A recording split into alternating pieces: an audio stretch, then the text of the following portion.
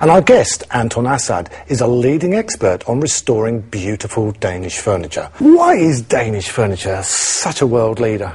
Look, I think that there's been a real resurgence in Danish design in the last few years in its popularity. I think what it offers is that minimalist look that people want in their life now, which I think is quite clean and understated, but still with what we describe as organic modernism. So it's soft-edged, it's not hard, it still looks and feels like it's been touched by the human hand. You must love it, Gordon. Well, look, Come on. Oh, look, that's beautiful rosewood. For a start, I can see the craftsmanship of it, and I can appreciate the quality of the workmanship. This looks like a piece of Arne Bodder. Yeah, really, I bought it here because this drawer is really a perfect example of what he was famous for. Yeah. His drawer, when I spoke to him, it was inspired by the idea of having a handle that didn't protrude and was really part of the sculpture and the form of the piece. Yeah. And you'll often find with his work it's very organic. And on this chest of drawers there, what's so special about it? Look, I think what that piece represents is a really classic example of mid-century Danish chest of drawers.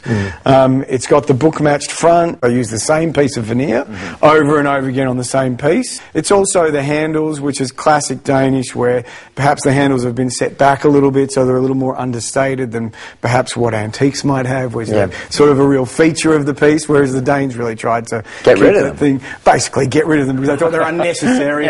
Just, you know, Decoration. decoration, and just got in the way of the use of the product. You know. I guess then the other thing is the classic Danish tapered legs, which adds to that lightness of the piece and lifts it off the ground, and is often something people look at but don't see with Danish. They won't notice it, but they'll look and go, why does it look so light when it's such a good sized piece of furniture? Now, Adrian's quite keen on restoration, but you're even keener, aren't you? You've got about 3 or 4 workmen working for you now. We've got a very busy little workshop with, you know, 4 full-time cabinet makers who restore everything for our showroom.